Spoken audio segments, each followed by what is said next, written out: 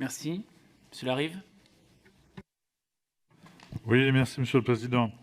Alors, Madame la rapporteure, chers collègues, il y a 10 jours se clôturait la 8e édition des Journées nationales d'action contre l'illettrisme organisées par l'Agence nationale de lutte contre l'illettrisme. Ce fléau touche environ 2,5 millions de nos concitoyens qui rencontrent des difficultés importantes dans la recherche ou l'exercice d'un emploi, dans leur démarche administrative ou leurs gestes quotidiens. Je tiens donc par commencer à saluer cette initiative parlementaire à propos des bibliothèques et du développement de la lecture. Ces deux sujets essentiels sont rarement mis à l'honneur et n'ont été que trop peu soutenus par les gouvernements successifs. Je me réjouis donc que l'on puisse débattre aujourd'hui et la semaine prochaine en hémicycle autour de la politique publique de développement des bibliothèques et de la lecture. Les réformes de la majorité actuelle concernant ce secteur ont été réalisées au détriment des personnels. Ce fut le cas notamment lors de l'extension d'horaires d'ouverture des bibliothèques le dimanche, mise en œuvre par le gouvernement suite au rapport Orsenna-Corbin. Les salariés ont observé dans plusieurs villes que cette extension des horaires d'ouverture n'a entraîné aucun recrutement supplémentaire. Par endroits, d'autres places d'accueil des usagers ont même été supprimées, y compris celles réservées aux scolaires. Pour prendre l'exemple de Paris, la baisse des effectifs a engendré une réduction des horaires d'ouverture en matinée ou pendant les vacances scolaires.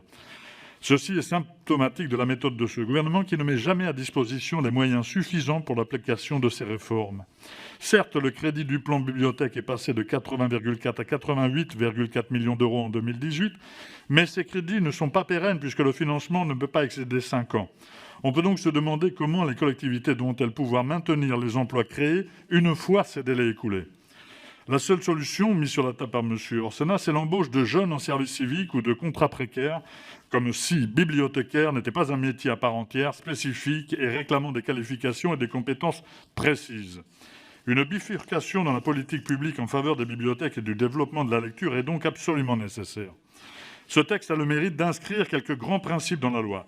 Le principe de gratuité d'accès aux bibliothèques des collectivités territoriales, le pluralisme des collections ou encore le don des livres devenus inutiles.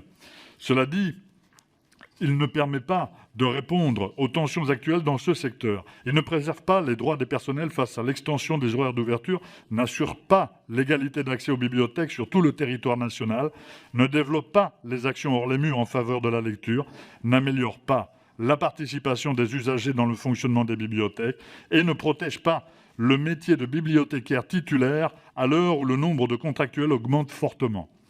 De plus, l'article 2, permettant d'inscrire le principe de liberté d'accès aux bibliothèques municipales et intercommunales, ne fait pas mention du pass sanitaire. Or, ce dernier y est obligatoire pour accéder aux bibliothèques, mais pas pour les librairies ou les centres commerciaux, ce qui crée une première incohérence.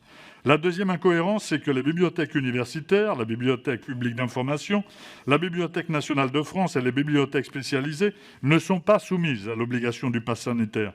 Je regrette que l'occasion de dénoncer cette entrave à la liberté d'accès aux bibliothèques et à la lecture n'ait pas été saisie. En bref, ce texte me paraît relativement consensuel, mais manque d'ambition pour une véritable politique publique en faveur des bibliothèques et du développement de la lecture. C'est la raison pour laquelle nous ne nous opposerons pas à ce texte, mais nous profiterons de l'analyse des amendements pour être force de proposition. Merci. Merci, Monsieur Larive.